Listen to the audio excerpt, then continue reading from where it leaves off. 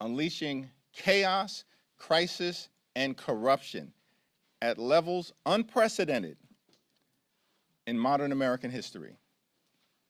The Trump administration has not done a damn thing throughout its entire time in office to make life better for the American people.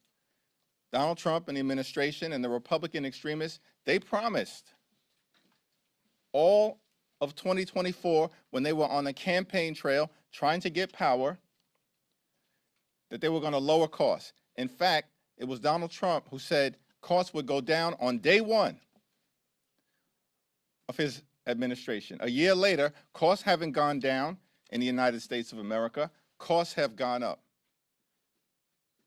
The affordability crisis is not a hoax. It is very real. Housing costs out of control, grocery costs out of control, utility costs out of control, child care costs out of control, and health care costs out of control. This week, as a result of a Democratic-led effort, the House of Representatives will vote on bipartisan legislation to extend the Affordable Care Act tax credits so we can prevent tens of millions of Americans from experiencing dramatically increased premiums, copays, and deductibles this month. Increases that in some cases could result in everyday Americans paying $1,000 or $2,000 more per month. Completely and totally unacceptable in the United States of America, the wealthiest country in the history of the world. House Democrats are going to continue to fight to lower the high cost of living, fix our broken health care system, and make life better for everyday Americans. While Donald Trump and the administration is off starting wars, most recently connected to the unauthorized military action in Venezuela. This wasn't a law enforcement action. They're lying to the American people when they say that. It was an unprecedented military action. And yes, in fact, it is the case that Maduro is a bad guy, a dictator, someone who was not the legitimate head of government or head of state in Venezuela. We also know that the future of the Venezuelan people should be determined by the Venezuelan people, not by Donald Trump, Pete Hegseth, or Stephen Miller. Are you kidding me? These people don't even know how to run the United States of America. And we're supposed to believe that there's any credibility to the notion that the Trump administration is going to run Venezuela, a country of 30 million people in South America. The American people reject the possibility of another unjustified foreign war that seems to be on the horizon because of Trump's desire to reward big oil in the United States of America, while continuing to not do a damn thing to make life better for the American people. Questions? Mr. Leader, thank you, and Happy New Year. You used the term unauthorized and unprecedented, but do you believe the administration's actions in Venezuela were illegal? And if so, what actions are Democrats prepared to take? We're going to have a conversation with the administration within the hour when the leaders of the House and Senate on a bipartisan basis are going to be briefed at the highest levels by so-called Secretary of Defense, Attorney General, as I understand it, the Secretary of State, the Chairman of the Joint Chiefs of Staff, and the CIA Director. There are a lot of questions that need to be answered on behalf of the American people. So that's the next step that's in front of us right now. What's clear is that the administration took military action without congressional approval. It was military action, not a law enforcement action, despite what members of the administration are claiming right now. And the notion that the American people are supposed to believe that the military action that the Trump administration took had anything really to do with a counter-narcotics effort is belied by the fact that it was Donald Trump just a few weeks ago who pardoned the former president of Honduras, who's one of the world's leading narco traffickers. The former president of Honduras was convicted by an American jury of narco trafficking, of jamming more than 400 tons of cocaine into the United States of America. He was sentenced after being convicted by an American jury to 45 years of hard time in federal prison.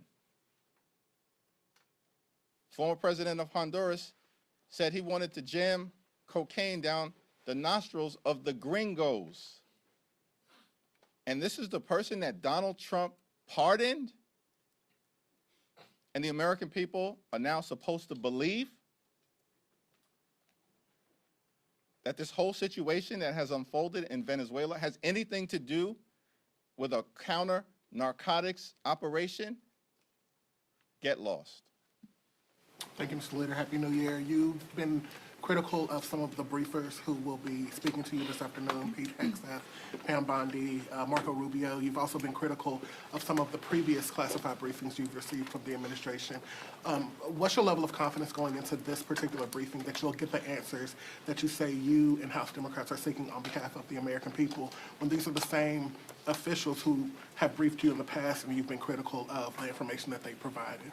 House Democrats and Senate Democrats, I believe, are going to press every single member of the administration to get the answers that the American people deserve on a whole host of issues related to why this action was taken and undertaken without congressional authorization, and what are the plans moving forward now that Donald Trump says that his administration is running Venezuela. And Donald Trump had the nerve to dismiss the popular opposition leader of Venezuela, said that she was not popular, did not have the support of the Venezuelan people. Donald Trump does not have the support of the American people. He's historically unpopular. And yet he's questioning the legitimacy of who should actually succeed the deposed former president of Venezuela. So there are a lot of questions that need to be answered today by the highest levels of the administration and later on this week when the entire House and the entire Senate will be briefed. President Trump has now floated the possibility of U.S. intervention in now Cuba, maybe Colombia, and Greenland. Are these issues that you expect to come up at the briefing today? Yes.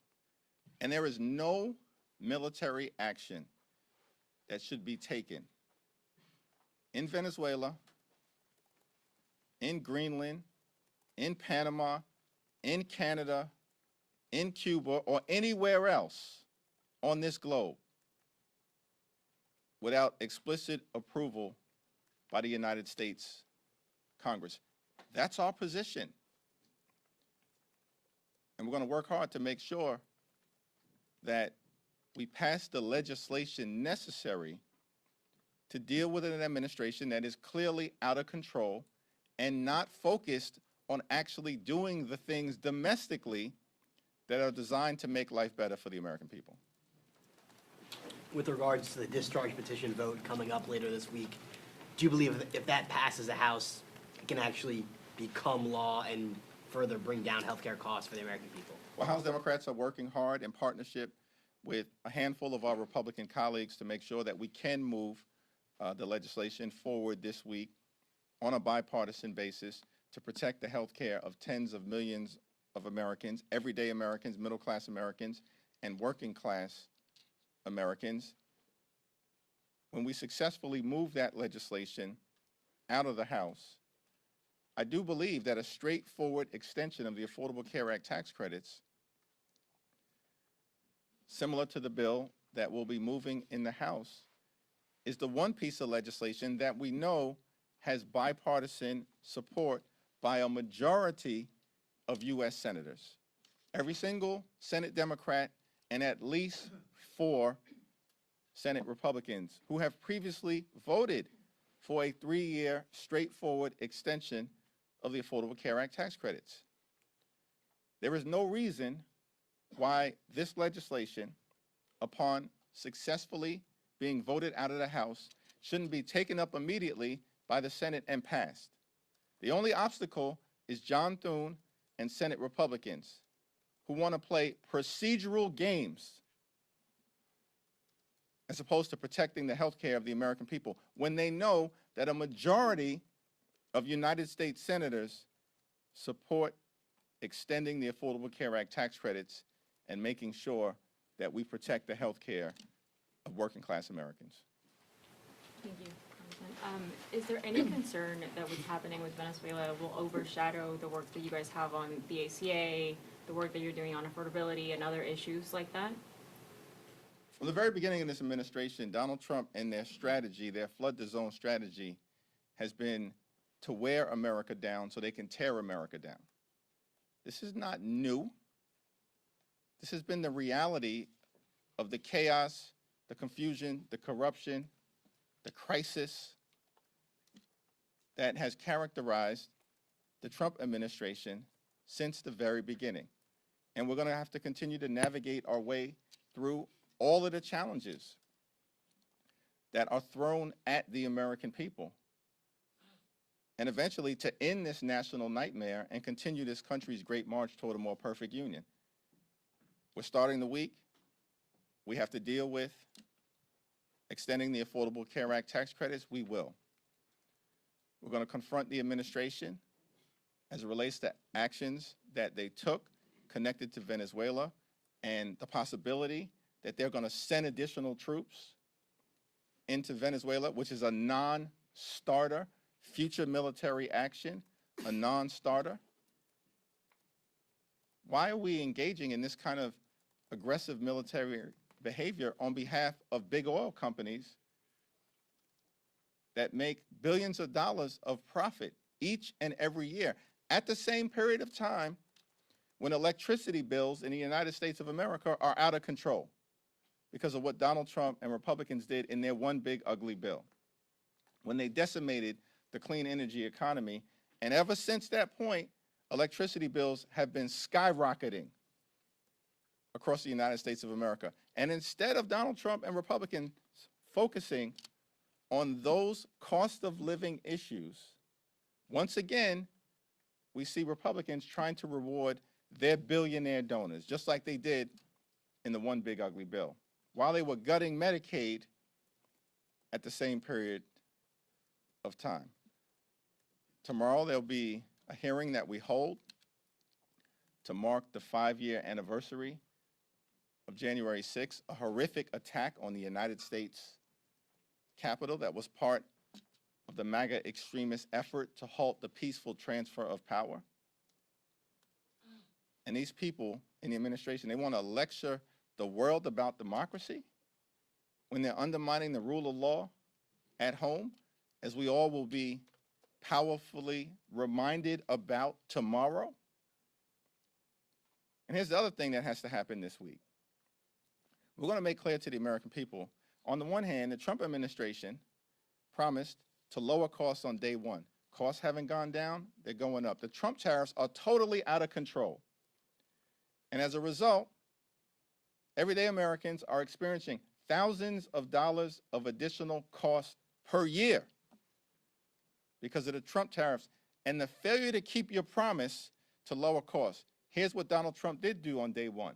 Pardoned hundreds of violent felons who brutally beat police officers on January 6th, and then released those serial criminals into communities all across the country, many of whom have reoffended in horrific ways, including rape, child pornography,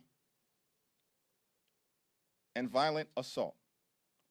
And we're going to document all of that for the American people tomorrow on the 5th year anniversary of January 6th. Thank you, Mr. Leader. Some members of your caucus have been significantly less critical of Maduro than you just were and you were in your statement. They've called his capture a kidnapping, and they have treated him as if he's the legitimate leader of the state, whereas both the former and current administrations have said that he is an illegitimate leader of Venezuela. Is it a mistake for Democrats to support Maduro's, not support Maduro's removal from power? I've been very clear about my views in terms of Maduro, his legitimacy, and the fact that he has clearly oppressed the Venezuelan people. We want a bright future for the Venezuelan people. It's a great country that's been decimated by the Maduro regime. Nobody is disputing that. But no one's also disputing the fact that the overwhelming majority of Americans do not support another failed foreign war, putting our men and women in uniform at risk. And the American people certainly do not support the notion that Donald Trump and his cronies like Stephen Miller, who's a joke and a toxic embarrassment, are going to run Venezuela, a country of 30 million people. Are you kidding me? They're talking about making Venezuela great again. They haven't been able to make America great again. America's a wonderful country. We have challenges that we have to solve on behalf of working class folks in this country. And the Trump administration, throughout this previous year, into this year, has failed to do a damn thing to make life better for everyday Americans. And perhaps they should actually take heed of the fact that the American people, in election after election after election, are rejecting them, rejecting their extremism, and embracing the Democratic commitment to addressing the affordability crisis, as opposed to Republicans continuing to jam their failed extremism down the throats of the American people. Things just continue to go from bad to worse as it relates to the administration. Hopefully this week, as a result of Democratic leadership, in partnership with some of our Republican colleagues who are prepared to do the right thing on extending the Affordable Care Act tax credits, we can deliver some good news for the American people. Thank you, Mr. Leader. You said that the future of Venezuela should be determined by Venezuelans. What exactly do you mean? Are you calling for new elections in Venezuela? Listen, the top line principle, which should not be in dispute, is that we need free and fair elections in Venezuela, and the future of the country should be determined by Venezuelans. And we know that there will be many Venezuelan Americans here in this country that have a substantial interest and stake in making sure that they bring about a bright future in Venezuela. We support that in its entirety. But that cannot mean continued military action that's rogue, that doesn't seek congressional approval, and that seems designed by Donald Trump, who explicitly, I think more than 24 times over the last 48 hours, Donald Trump has referenced oil in Venezuela, more than 24 times. And that's not something that the American people are interested in seeing lives lost from our men and women in uniform and involving ourselves in another quagmire similar to what happened in Iraq and Afghanistan. That's beyond dispute. The American people aren't with it. House Democrats aren't with it. And the last thing in the world we need to see is the Trump administration running Venezuela. Focus on the American people and actually solving the many challenges that we have here in our country, which you have failed to do since being inaugurated on January 20th of last year. Thank you, Leader Jeffries. The president said he didn't notify Congress of the Venezuela operation because Congress might leak it. What's your response to that? Yeah, that is an outrageous assertion because Donald Trump and the administration, and this is going to come up at the briefing that we're getting ready to have, because Secretary of State seemed to suggest that as well yesterday on Meet the Press. If you have a responsibility to notify Congress, or at least a subset of congressional leaders, that's there for a reason. It's because Congress, particularly the House, is the institution closest to the American people. And in the context of the United States Constitution, it's the Congress that has the sole power to declare war. So the Constitution isn't a matter of inconvenience. It is a requirement. George Washington, in his farewell address to the nation, made clear that the Constitution is sacredly obligatory upon all. That's what George Washington said. That means everybody. There is no Trump exception to the United States Constitution. And there's no evidence that the Trump administration has ever presented of congressional leaders being briefed in a classified setting and that information then being leaked in a way that undermined America's national security interests. The question that we're dealing with right now is, how was this military action taken by the Trump administration going to advance the national security interests of the American people? We still don't have any answers as it relates to what should be a fundamental guiding principle whenever this type of extraordinary military action is taken.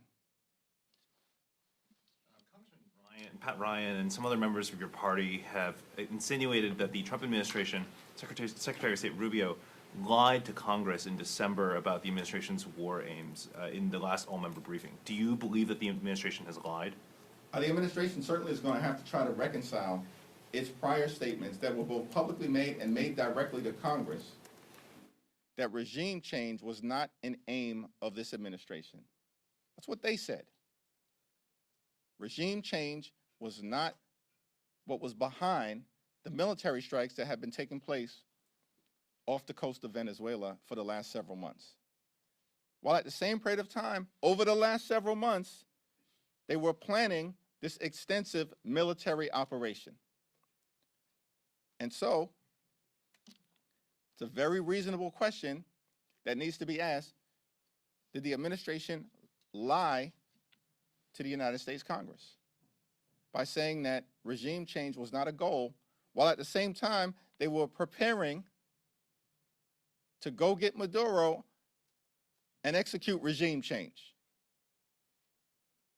And that certainly is going to be what the Congress is going to confront, at least on the Democratic side, the administration about 30 minutes from now in that classified briefing for congressional leaders, and later on this week when they come before the entire Congress. I have a question on the 3-bill minibus that was released. What are your thoughts on that? And is it a sign that Congress is taking power of the purse back from DOJ? It seems like a lot of the DOJ cuts are rejected. Yeah, we'll have, Rosa DeLauro did a tremendous job. Democratic appropriators, working in a bipartisan way, did a tremendous job. I haven't had an opportunity to review the package in its entirety, but it's supported strongly by Rosa DeLauro for very sound reasons. We'll discuss it on Wednesday morning as a caucus, but it's on a very positive trajectory. Thank you, Mr. Leader. Happy New Year. You mentioned the need for action and a response from Democrats, possibly legislation. Obviously, 3 Democrats last year introduced war power resolutions.